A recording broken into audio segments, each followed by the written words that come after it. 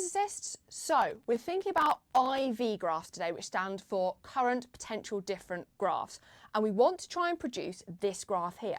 Now, this is a diode, okay? This is the characteristic graph of a diode. We can tell that because my current will only flow in one direction, okay? So I need to set up this equipment to get this graph. Now, I need to measure current and potential difference, so I need to use an ammeter and a voltmeter, and I need to set my diode up in the correct way. So I always like to start my circuit diagrams with my cell at the top.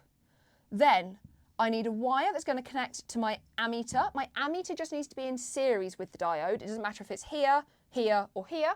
It can be anywhere as long as it's in series. Then I'm going to pop my diode in. Now, remember that you've got to get your diode going the right way. I always like to think of it as electrons can flow through the play button, okay? So I always think of this being like a play button, and they can flow through the play button. They can flow down that arrow. So if the diode is arranged in this way, the current will flow. So make sure that you've got your diode in the right direction.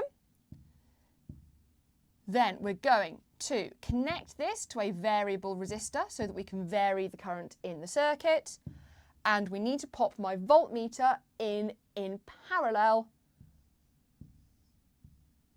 over my diode. Now, this will give me this half of the graph. But don't forget that I also need to take the negative values of potential difference as well.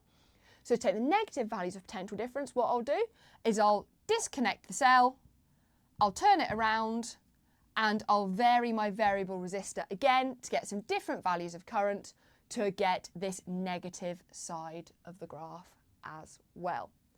Remember that if you enjoyed this video, to follow me for more content just like this.